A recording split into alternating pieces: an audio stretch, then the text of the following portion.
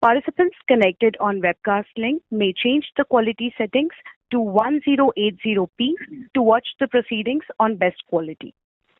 I now hand the conference over to Mr. Charanjit Singh, Group Head Investor Relations, Vedanta. Thank you, and over to you, sir. Thank you, Michelle. Good evening, everyone, and welcome to Vedanta Limited Q3 FY25 earnings call. On behalf of the team Vedanta, I thank you all for joining us today to discuss the company's Q3 and 9 months performance. I hope you had the chance to look at our press release, the earnings presentations, and the detailed financials, which are available on the stock exchanges websites and also on the company website. On this call, from the Vedanta leadership team, we have with us Mr. Arun Mishra, our Executive Director, Mr. Ajay Goyal, Group CFO, Mr. Ajay Agarwal, President Finance and Taxation, Mr. Sunil Gupta, CEO Aluminium Business, Mr. Anup Agarwal, CFO Aluminium Business, Mr. Hitesh Vaid, CFO Oil and Gas Business, and Mr. Chris Griffith, CEO Vedanta Base Metals. We will start with an update on company's operational performance by Mr. Arun Mishra, followed by financial highlights by Mr. Ajay Goyal, before we open the lines for Q&A. This call is covered by the cautionary statement on slide 40 of the results presentation. With this, I now hand over the call to Mr. Arun Mishra for his opening remarks. Over to you, Arunji. Thank you, Charanjit. Good evening, everyone. Thank you for joining us today to discuss Vedanta's third quarter FY25 performance update. I am pleased to state that we have delivered another outstanding quarter as we continue our journey to deliver $10 billion EBITDA in the future. I am also happy to share that Vedanta Group companies have once again demonstrated their leadership in sustainability in the S&P Global Corporate Sustainability Assessment 2024, earlier known as DJSI ESG Index. Hindustan Zinc has maintained its top position, while Vedanta Limited has been ranked 4th among 248 global diversified metal and mining companies. Vedanta Aluminium Business also secured second position in global aluminium peers in the index. Moving to the quarterly performance, we delivered revenue of rupees 38,526 crores, which is an increase of 10% year-on-year, and a record third quarter EBITDA of 11,284 crores, a jump of 30% year-on-year. Vedanta's aluminium and zinc operations continued their industry-leading cost positioning despite inflationary pressures in the global market, ranking in the top quartile and decile of the global cost curve, respectively. Business operations, starting with aluminium business. The aluminium business has achieved its highest ever quarterly and 9-month production with 613 KT, up 2% year-on-year, and 1.819 million tons, up 3% year-on-year, respectively. In Q3 FY25, the business delivered an all-time high quarterly value-added product at 317 KT, up 16% year-on-year, and quarterly domestic sales at 302 KT, which is up 39% year-on-year. This resulted in securing our best ever quarterly net effective premium of $262 per ton on metal sales at aluminium. The EBITDA margin per ton of aluminium has jumped 50% year-on-year and 5% quarter-on-quarter to $867 per ton. We are well placed to achieve our volume guidance. Providing some more aspects of our aluminium production cost.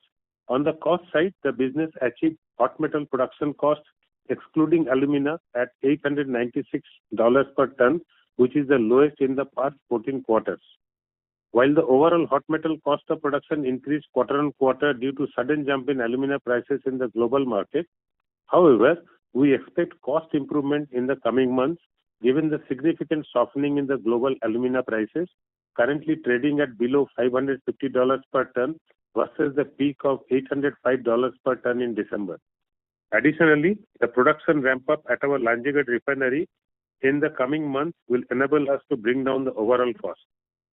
Moving to Zinc India, we achieved 265 KT of mined metal production and 259 KT of of refined metal production.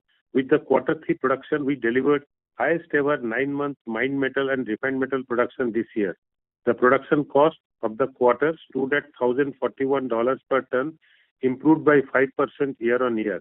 We are on track to achieve the lowest full year production cost in the last 4 years, while also achieving our guidance for mined metal, refined metal and cost of production in FY25. In our Zinc International business, overall volumes increased 12% year on year and 6% quarter on quarter to 46,000 tons. Our Hamsberg mine delivered a strong 21% year on year and 10% quarter on quarter increase in MIC production of 35 KT. In January 25, Zinc International achieved a monthly run rate of 18 KT, reflecting a continuous improvement. On the cost side, we delivered the lowest quarterly cost of production for Zinc International in the last 7 years at $1,181 per ton, driven by higher and efficient production and lower TCRC, much ahead of our guidance of $1,300 per ton.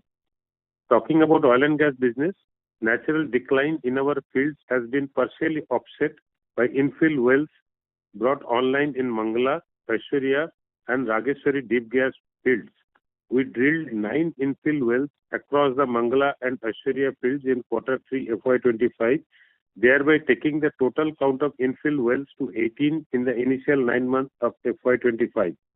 Our EBITDA performance improved 2.5% sequentially, supported by improvement in price realization despite some slackness in volume. To unlock the potential of our East Coast deepwater block, we have recently awarded contract for controlled source electromagnetic review. This advanced technology shall help us de-risk the prospect and prioritize the drilling sequence. We expect to complete this activity by May 2025. Our iron ore business has been a strong increase in quarterly production, rising 10% year on year and 17% sequentially, primarily driven by the Bicholi mine in Goa. Despite the geotechnical and operational issues encountered at the Bicholi mine, we have now achieved the production run rate of 2.4 million tons per annum for sellable ore. Looking forward, with the pig iron business receiving environmental clearance for 1.2 million ton per annum capacity, we are geared up for improved realization and profitability in the business. Now let me provide an update on our key growth projects.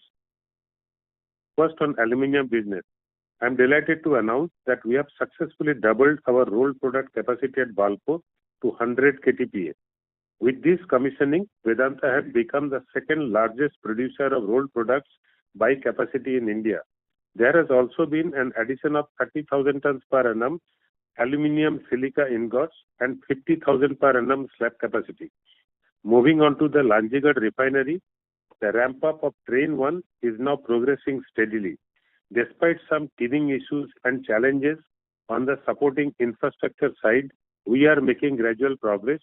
Train 2 is scheduled for commissioning in quarter 4 of current fiscal year. In addition, the Balco smelter expansion is now in an advanced stage, with commissioning targeted in quarter 1 of FY26. In Zinc India, the 160,000 tons per annum roaster at Debari and 510,000 tons per annum fertilizer plant are progressing as planned, with final commissioning targeted for quarter 4 of the current fiscal and quarter 4 of the next fiscal respectively. Our alloy plant is ramping up as per the plan and have achieved the run rate of generating annual EBITDA of 150 to 160 crores. In our journey for 2 million ton smelter expansion, we are targeting to commission the next phase of 250,000 tons per annum of smelter by FY27-28.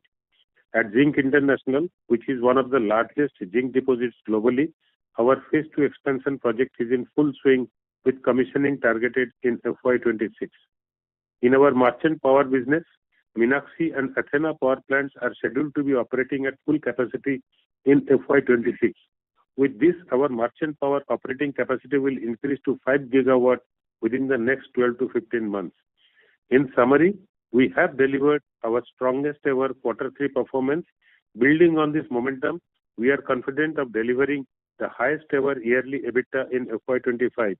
Looking ahead, FY26 will be a transformational year for Vedanta. We are confident of successful completion of our key growth and integration projects in the coming months that will place our key businesses in the top decile of the global cost curve while also driving the volume growth. We remain dedicated to creating long-term value for our stakeholders through operational excellence, strategic growth, and unwavering commitment to sustainability. I will now hand over to Ajay for an update on financial performance. Thank you, Arun, and good evening, everyone. I'm delighted to share yet another quarter of outstanding financial performance and strategic progress. Q3 has been marked by exceptional growth across our key businesses, reflecting the strength of our operational execution and disciplined financial management. Additionally, our continued commitment to strengthening the balance sheet has resulted in significant upgrades to our ratings and the debt position, reinforcing both our financial resilience and the market's confidence in Vedanta. In Q3 FY25, we delivered the highest ever third quarter EBITDA in our history, reaching 11,284 crores, a strong 30% growth YOY. This achievement reflects our consistent trajectory of EBITDA expansion, supported by volume growth and structured and sustainable cost initiatives. Our EBITDA margin expanded by 517 basis points YOY to 34%, and the profit after tax PAT surged 70% YOY to 4,876 crores. Additionally, our ROC improved by 170 basis points YOY, reaching 24%, a testament to our capital efficiency and disciplined allocation. On 9 months basis, we achieved record performance, with EBITDA rising 40% YOY to 31,924 crores and PAT soaring 151% to 14,438 crores, excluding last year's one-time keen arbitration gain and other exceptional items. Turning to our debt position and the impact of corporate actions at both Vedanta Limited and Vedanta Resources Limited. As on Q3 FY25, our net debt stands at 57,358 crores, with a net debt to EBITDA ratio of 1.4x, the best in the last 7 quarters. This marks 4 consecutive quarters of improvement, demonstrating our commitment to reducing leverage and progressing towards our target of bringing this ratio below 1x. Free cash flows, pre-capex generation stood at 6,766 crores in Q3, up 57% YOY, further strengthening our liquidity position. As a result, our cash and cash equivalents stood at 21,138 crores as on December 2024. Moving now to VRL and the bonds. A key highlight is the significant progress we have made in deleveraging our parent company, Vedanta Resources, VRL. Over the last 2.5 years, we have reduced the debt of VRL by 4.3 billion, bringing it down to 4.8 billion, the lowest level in a decade. In the first 9 months of the current fiscal year alone, the VRL's debt has been declined by 1 billion. Further, in the last 4 months, we have restructured VRL's entire 3.1 billion bond portfolio, securing longer maturities of up to 8 years, more favorable covenant terms, and a significant reduction in our debt cost by 250 basis points. This momentum will continue as we drive further deleveraging, optimizing capital structure, and secure more favorable financing terms for both VDL and VDRL. An update on our ratings. Our strong business performance and improved liquidity have translated into significant rating upgrades. Both CRISIL and ICRA has augmented Vedanta's rating to AA, while VRL has seen an impressive 6-notch improvement over the last 12 months, reaching a B+ rating.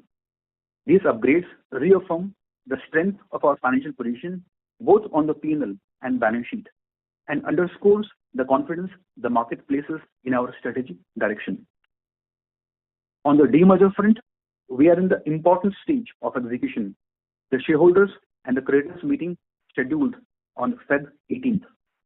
This transformative step is poised to unlock significant value for our investors. In summary, Q3 has been with the quarter marked by strong financial performance, enhanced credit quality, balance sheet strength, and progress on the demerger. We remain focused on robust cash generation, further deleveraging, and cost leadership. With a solid balance sheet, improved ratings, and a clear strategic direction, Vedanta is very well positioned to capture opportunities in an evolving global landscape. Thank you. I will now hand over to moderator for any Q&As. Thank you very much, sir. We will now begin with the question and answer session. Anyone who wishes to ask questions may press star and one on their touchtone phone. If you wish to withdraw yourself from the question queue, you may press star and two. Participants are requested to use only handsets while asking a question. Ladies and gentlemen, we will wait for a moment while the question queue assembles.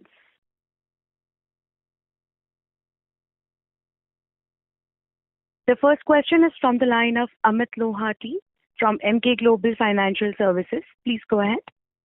Thanks for the opportunity and congratulations on these numbers. My first question is on bauxite and coal mines commissioning timelines that were given last quarter.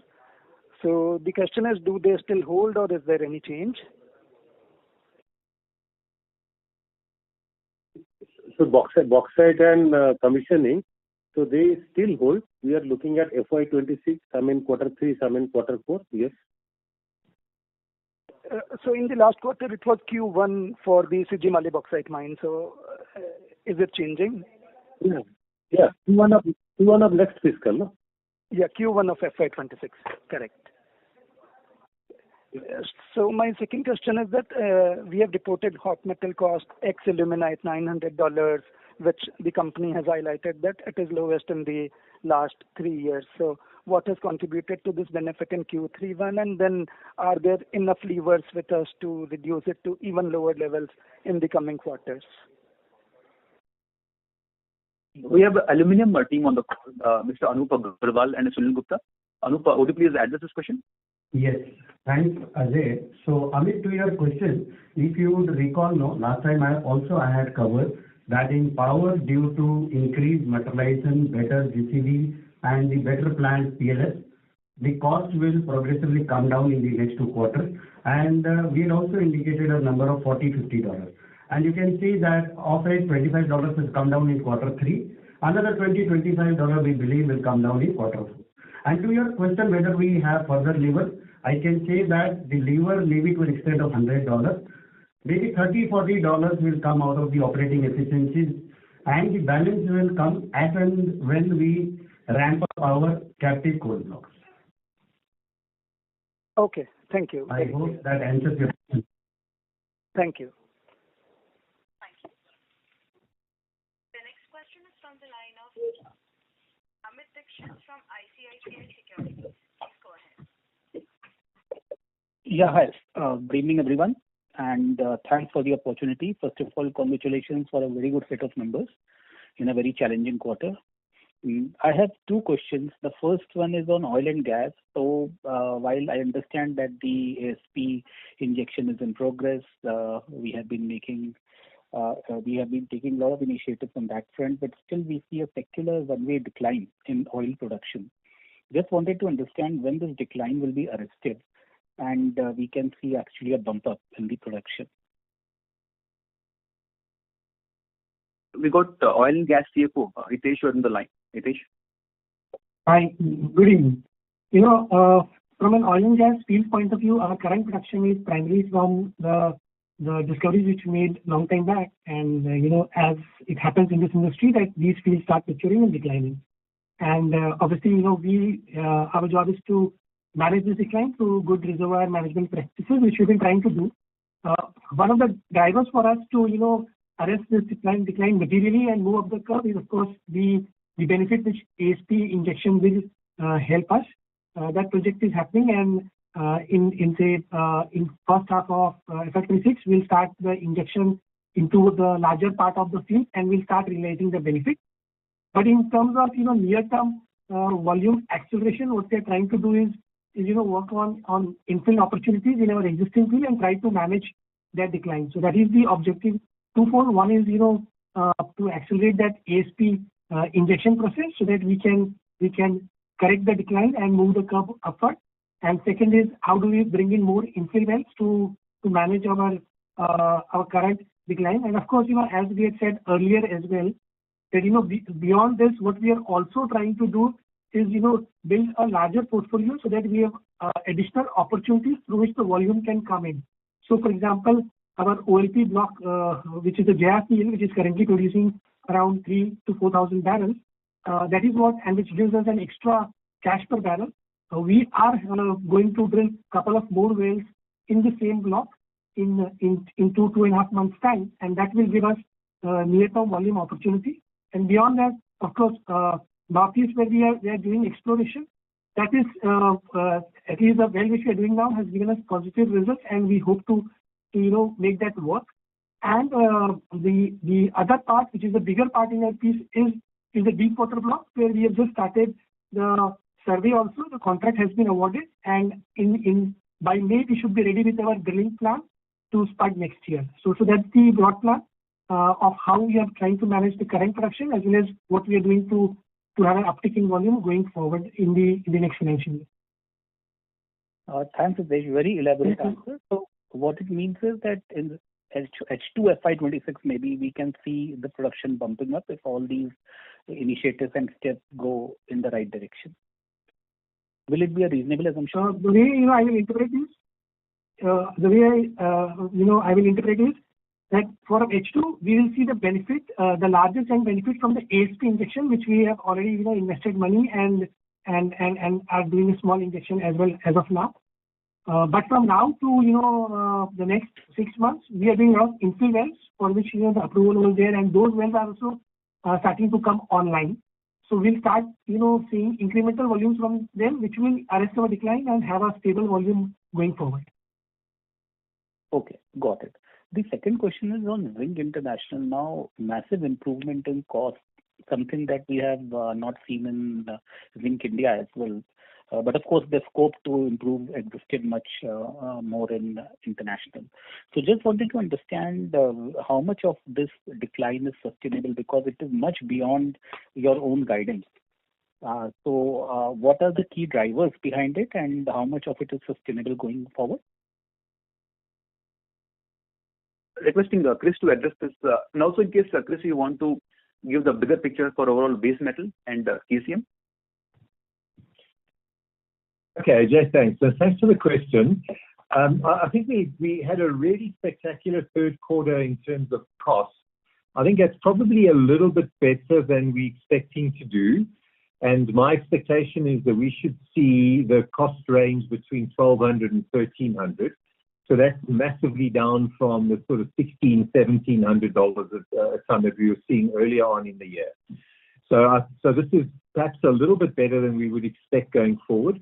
But what we have been seeing is a sustainable increase in the volume from ZI. So we're going through a particular weak patch last year and this year. As we needed to increase the amount of stripping, we had some geotechnical challenges. We needed to push back the one wall of the one pit. We had very, very constrained areas in the remaining pit, in the second pit, that we were going through old underground workings. So all those challenges, I think we've largely worked themselves through. We've increased the stripping, just to give you an example, from the beginning of this financial year. We were stripping at about 4.5 million tons per month. We've just hit 2 months in a row at 8 million tons a month. So that's the rate that we require for both of the phase 1 and phase 2. So I think we're finally starting to get ourselves into a much more sustainable position. This next year that we're seeing, so we will definitely see another uptick again in the fourth quarter. And then in the year of 26, we're going to see another much more sustainable performance from ZI. So what you should see is overall lower cost than we have been seeing, but perhaps not quite as good as the 1,100. And as I said, I think the range should be in about 12 to 1300. And then, as Arun said in the introductory session, what we will see is at the end of this financial year, so at the very end of 25, we'll see the completion of phase 2, and then in the first quarter of next year, so the end of the financial year 26, we'll have ramped up the production. So 2027, then we see production from both phase 1 and phase 2. So overall, we're expecting to see continued improvement and much better results from ZI going forward. And then, AJ, just to check, while I'm speaking, would you like me just to talk a little bit about KCM? Yes, please. Okay, folks, just while I'm chatting, I'll just give you a little bit of an update. You'll recall that we started production in September after having got the asset back. That was just sort of getting going, so we only had a very, very small production in September. But then from Q3, we ramped up to sort of about 8 kilotons of copper a month. And in this next quarter, we're going to be ramping up further from this month. We should do about 10, ramping up to about 15. So already, after just 6 months of production, we're going to be at a run rate of sort of 160 to 175 kilotons of copper. So that's almost at the run rate that we were before the business went into liquidation. So in this coming year, we should see a much better performance. So we're going to deliver about 60 kilotons of copper in the 6 months. And then what we should see next year, I reckon, in the region of 150 to 200. So we'll give you proper guidance, of course, at the end of the year. But KCM is ramping up very nicely. Of course, in the beginning, it's going through all the teething problems of 5 years of liquidation. We've got quite a bit of sort of normal maintenance and fix-up capital that you would expect after that kind of time frame of being in liquidation. All of that is planned. The fundraising process is well underway. So I think we're very well positioned for this coming year to be in a fantastic position to deliver, as I mentioned, very solid performance from KCM on this amazing copper asset. And just to remind you, I mean, KDMP, as we are, is 3.5% copper. We've got 50 years worth of life at 300 kilotons of copper. So the primary integrated, our own production, is ramping up nicely. Custom with very low treatment charges. So with sort of a bit of, we'll manage that as we go along, because of course we don't just want to chase a copper production number and lose money as a result. So custom, we'll see how that goes, but our integrated production starting to deliver very nice numbers, and next year should be a fantastic year for us. Thanks. I'll pause there. AJ? Thank you.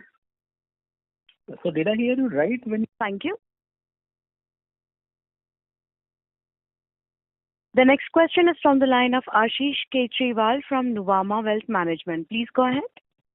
Yeah, hi. Thanks for the opportunity, and congratulations to the entire management team, basically for manage your aluminium operations well as that situation of Vedanta Resources, the parent company. Kudos to you guys. Sir, my two questions. One, obviously, on alumina. Last quarter, we said that we were operating at 3 million ton run rate. So what went wrong? Because we end up with 2 million ton run rate entire quarter. So what went wrong, and where we are currently, and is it possible to guide how much we can produce in Q4 or FY26? That's my first question. I will request Sunil Gupta and Anup to address this, please. So, Ajay, thank you, Ajay, and let me address this. So, Ashish, to your question, you're right. Last time we said, and let me reiterate, from a technical capacity point of view, we touched the run rate of 3 MTP on multiple instances during quarter 3. Okay.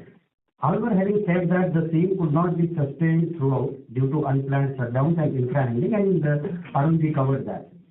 Now, going forward, we believe that most of these issues are behind us or will get addressed in, say, a month or two. Now, if you were to ask me quarter 1 where we will be, I think with the confidence we can say that at least 60-65% of our requirement will be met through captive sourcing. Quarter 4 maybe will be higher compared to quarter 3.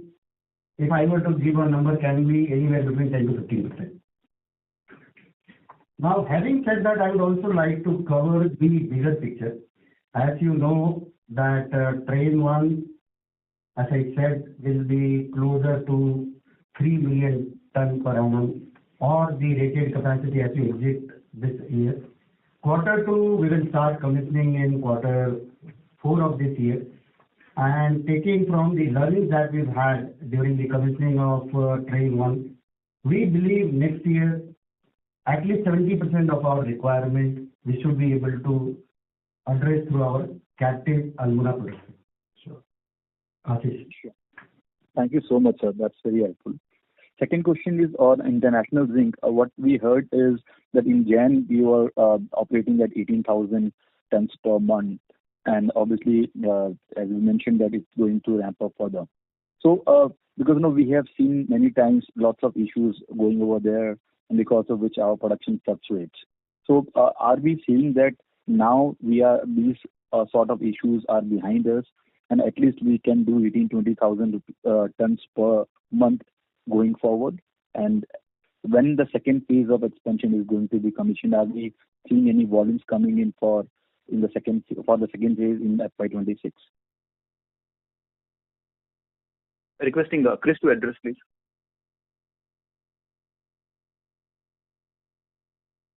Okay, so I'll just mention some of the points that I made earlier. Is that we have made significant progress in addressing the challenges that were hampering us, and those were just to recap, a historical understripping, a number of geotechnical issues which forced us to actually stop one of the 2 pits and push back the whole wall. That process will still be taking the whole of this coming year, the whole of 26 to complete. Because we stopped one of the 2 pits, we only had the 1 pit. We are delivering volume out of one of the 2 pits. So we're getting ourselves into a much more sustainable position. We also were mining through historical underground working. So the 1 pit of the 2 that we had was going through underground holes that made it very difficult to have open pit mining.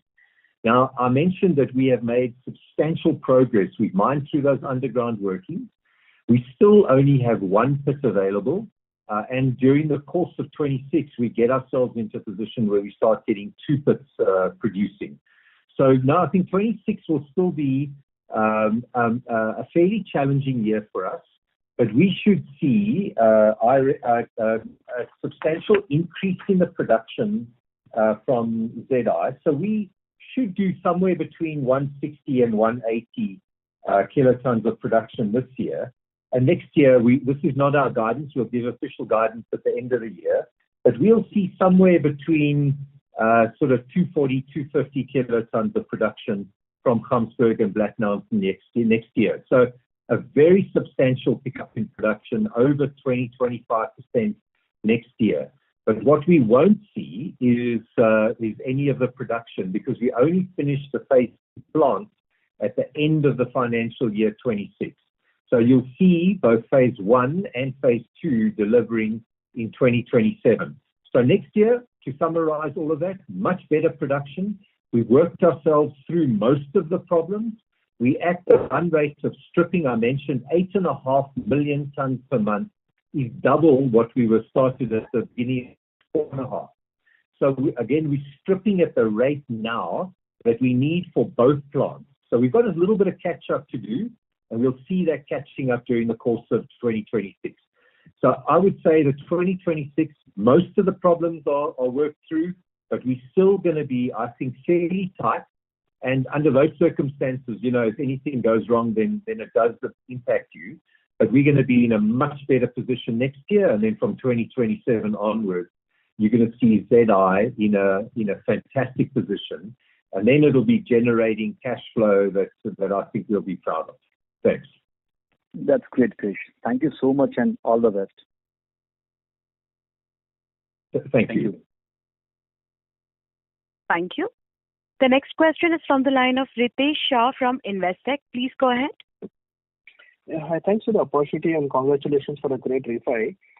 First question was on capital allocation. I think Chris made a comment on TCRC, and he also indicated looking at integrated production. So just wanted to have some thoughts on, I don't know whether it's with respect to the MOU in Saudi Arabia, $2 billion. Will it be at Vedanta India level or at VRL level? How should we look into that?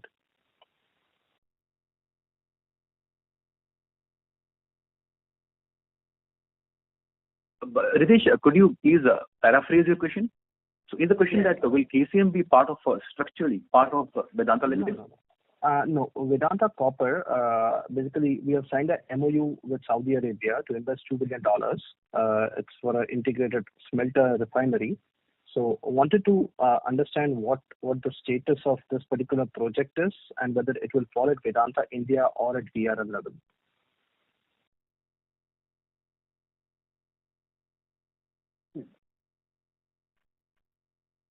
Project with the Saudi Arabia, only let's see, let the concepts be fully frozen, then we decide the structure and the investment strategy around it. Right. But so do we have clarity that from structuring? Sorry, sir. Go ahead. Yes, from structuring a viewpoint, it is a part of Vedanta India console. So it is a part of VDL and not VRL. Now, in terms of project status, yes, it is progressing quite well on schedule. And from allocation of capital viewpoint, the number that you heard is $2 billion. That is over the time frame multiple years. But in the near future, over the next couple of quarters, it is very, very small. If you also look at the multiple priorities that government of Saudi Arabia has proposed, they want to also look at areas beyond oil and gas. And metals and mining has been identified as one of the important areas for development. So any project in Saudi Arabia around metals and mining also will see multiple government partnerships. Now, that can be around a significant subsidy on CapEx. It also means multiple benefits in terms of cost. Example, that means the power cost. At the same time, the lower cost of funding. So net, it will lead to a partnership between the government and Vedanta. Project progressing well. Right now in nascent stages. And the cost of funding and CapEx will be quite minimal over next couple of quarters. Sure, that helps. Sir, I have a couple of questions. Please bear with me. So my second question was on the debt refi. I would presume the total number is around, you indicated $4.8 billion, but that would be excluding ICL. And to what my memory serves, I think ICL was due in December 24. So just wanted to know what the status is on ICL. And second related question is, I would presume the loans would be around the $2 billion. What is the weighted average cost over there? Those are specifically related to debt and loans that we are available. Sure. So starting with the first one, you're right, the amount of 4.8 billion at Vedanta Resources, it is only the external debt.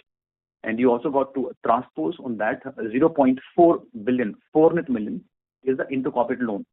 Total, in that case, debt at VRL becomes 5.2 billion, all in, internal, external. Now, the ICL, you're right, was due in December.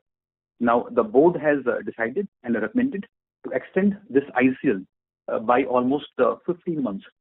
So out of 400, the loan now becomes due in over two tranches. So 200 million is due in January 26. So it is 1 year from now. Another 200 million is due in May 26. So it has been extended by on average 15 months. Now, if I look at the current debt stack at Vedanta Resources, 4.8 billion, one can think of three cohorts. Roughly 3.1 billion is multiple bonds. And that is what we have restructured over the last 3-4 months. Another billion is multiple bank loans, which are mostly from the Indian state PSC bankers. And the remainder billion is basically the PFC from Stanchart. So 3 billion bonds, a billion bank loans, and a billion PFC. Right. So sorry to average cost you mentioned. Yes, sir. Average cost. Sorry to interrupt. Sure, please. The average cost as on from a 13.3% at the year beginning is now down to almost 11%. And as we also repay and refinance this PFC in April and August, in that case, the cost of debt at Vedanta Resources will come down to a single digit, almost 9.8%, sometimes in July, August of the current calendar year. This is quite useful. Sir, is it possible to explain the underlying reason for the deferment of ICL given payouts have been nice? So from a priority standpoint of cash flows, how should one understand that? Or the other way to put it is, what are the terms on the ICL right now? See, if you look at overall group's cash management and maybe look back over the last 9 months, where VRL has been deleveraged by 1 billion. Even at Vedanta Limited, which is led by operating free cash flows and the multiple corporate actions, so be it QIP, offer for sale for zinc 1.5%, we have significant cash and cash equivalent, as I mentioned, 21,000 crore rupees. The feedback from the investors, both from the debt and equity, has been to look at this ICL deferred by almost 1 more year. So it does help the group in terms of optimal cash management and of course following the due process, which means we take board approval and even multiple legal opinions and view by the EY. So it is the cash management overall. Sure. So a few bookkeeping questions. We have not touched upon Athena and Meenakshi. I think Arunji in the initial remarks indicated that we expect that commissioning in FY26. Please correct me if I'm wrong. Wanted to understand the commissioning schedule over here. Are we looking at short-term, long-term PPAs, what the status is, and do we have any linkages or are we looking at imported coal? Just trying to understand the economics and the cash flow from the power assets, which are quite significant. So both Meenakshi and Athena, yes, you are correct.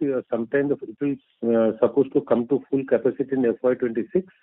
Of course, coal always will look at as much as domestic coal linkage-wise possible, running through options. Also, we will look at synergy with our coal mines allocated to other units. How do we synergize that? That could be another option.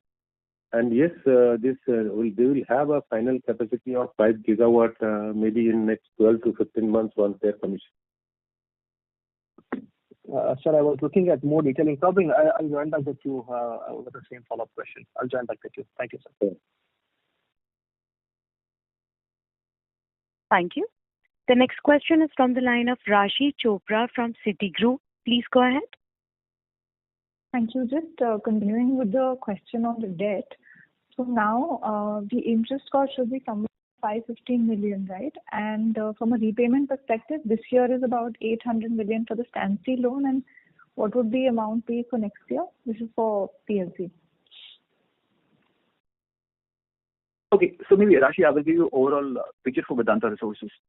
And you're right, with the recent deleveraging and the bond refinancing, the interest cost at VRL for the full fiscal is almost 500 million, half a billion. The total repayment due next fiscal is about 900 million. So 0.9 billion is a principal, 0.5 billion is the interest, so 1.4. Now, how this will be serviced? There are two sources of cash and income at Vedanta Resources. Brand fee is a 400 to 450 million, and that leaves 950 to a billion as the principal. Now, as you may have seen over the last 3 odd years, the payment of dividends and at VRL receipt is about 2.5 odd billion. So going forward, even by paying almost 1/3 the dividend of historical average, the VRL debt can be easily managed. So it is a 0.9 principal and 0.5 interest cost, 1.4 for the full fiscal. Thank you. And for FY27, what is that number in terms of the principal repayment? Principal is almost 650 million, and the interest cost will be even lesser. I would say almost 400 to 450. So give and take 1 to 1.1 billion, both principal and the interest in FY27. Got it. And at the India level, what is due for repayment now in this year, FY25? 600 million or? For the current fiscal? Yes. If you look at Vedanta Limited standalone, it is, you're right, almost $500 million, and Vedanta console about 1.2 billion. And for India, as you know, it's a different ratio because our entire debt is secured, and so refinancing or repayment is a bit different at Vedanta India console. Got it. On the CapEx side, what has been spent in, I mean, are you on track for your 1.9 billion target? Or what has been spent in the 9 months? So 9 months is about 1.15 billion. And we will be in the ballpark of 1.5 to 1.6 billion in the current fiscal on capex. And just one last question for me on the I think this time you haven't given the slide with your targeted volumes and costs. So for aluminium, the original target was, I think, for FY25 2.3, 2.4. So where are we at now for the fourth quarter? So this side. So on the volume, we should be slightly above 2.4 million ton as we exit this year on the hot metal. And on the cost side for aluminium? The cost, let me tell you. See, you in the quarter one, let me tell you, and we spoke. The cost drivers from here would be one, the captive alumina as we ramp up our alumina, and on the bottom alumina, we've already spoken about the prices coming down from the levels of $800 to $500. Now, if you ask me where the cost will be in quarter one, we can very well say that the alumina cost should be 15% to 20% lower than what we saw in quarter three. Quarter four, because of some high cost inventory and the metal in transit, alumina cost will remain at the elevated levels. So broadly, if you ask me, for the year as a whole, we should be somewhere around $1,800 on the hot metal cost. For FY25, which is in 100 will be for FY25. Understood. Thank you. Thank you. Thank you. The next question is from the line of Indrajit Agarwal from CLSA. Please go ahead. Hi, sir. Thank you for the opportunity. A few questions. First, on the two large projects, that is Ghogarapalli mine and Sijimali mine, what are the milestones that are still to be received or achieved, and what should we look out for timely commissioning? Because bauxite mine Sijimali is actually as soon as next quarter, so how should we look at it? Sunil, would you address this? Yeah, I will. So coming to the Sijimali mines, we have already in the 96% of our land acquisition is over. We are in the advanced stage of the forest clearance, and we may get maybe another 1.5 months time, we will get the forest clearance. So we are very at the advanced stage of Sijimali operational. Maybe in the quarter two, we are going to start the Sijimali mine. This is the status of Sijimali mine. For the Ghogarapalli mines, we have already taken the action on the ground. Land acquisition, alienation of land is already completed. We have application for ECN TOR has been filed. Application for NL has been filed. So we are on track as far as the Ghogarapalli. And mining plan is already submitted to MOF and I am very hopeful that quarter one of as per the original guideline, original target of Ghogarapalli, quarter 4 of FY26, we are going to take out the first coal for the Ghogarapalli. Sure. Thank you. This quarter, we also had a slight increase in alumina cost of production, captive alumina cost of production. What were the drivers for that, and how should we look at it going forward? Anurji? Yeah, I'll do it. So, Ashish, you're right. See, we've had a marginal increase in our cost of alumina production, and that is to do slightly with the imported bauxite cost that we've consumed more compared to the earlier quarter. And going forward, so let me again reiterate. See, what is going to happen is, maybe if you look at the full year picture now, Ashish, we would need broadly 10-11 million tons of bauxite next year, broadly I'm saying. Out of it, 60% should be through the domestic sources, OMC and some other sources. 25 to 30% we believe should come from CGMD once it starts and then ramps up. So you can see that maybe 10 to 15% is what will be the imported cost, and we believe as we progress along, this imported bauxite cost would come down, and accordingly the alumina cost should be closer to the levels of 320, 325 for the year. Sure. And one last question, if I may, on the KCM operations. At 160, 180 KT kind of run rate, assuming today's copper price and TCRC, etc., what kind of annualized EBITDA can we generate over there? Again, I'll go back to Chris for this question. Thank you. That's a very good question. And I'd like actually not to respond to that now. Can I ask AJ through you that we respond? I'll get that number to you. It's actually it's work that we are underway at the moment, running our business plan, and we've also got to make assumptions about what the custom treatment charges and the custom earnings will be. So can I ask AJ through you that I don't answer that now, and we'd rather get back to the gentleman that asked that question shortly. Thanks. Sure. So Indrajit, as you'd appreciate, the whole KCM is under ramp up, and right now the management is focused singularly on operations and the ramp up. This mine has become operational after 3-4 years, and hence maybe the cost right now won't be a good indication. So allow us a couple of more months time, and once we publish our full year numbers, or before that, we will come back to you in terms of both EBITDA and the cash estimates for KCM for next year. Sure. Thank you. That's very helpful. That's all from my side. Appreciate it. Thank you. Thank you.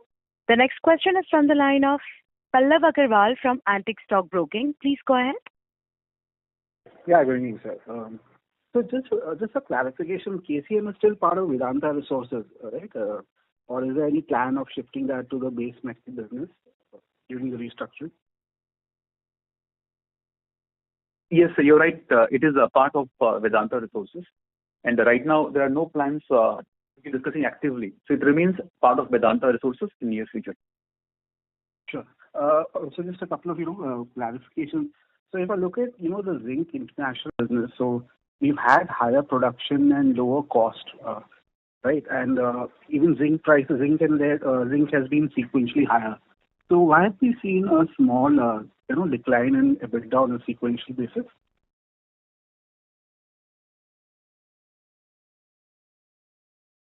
Chris, would you want to address that?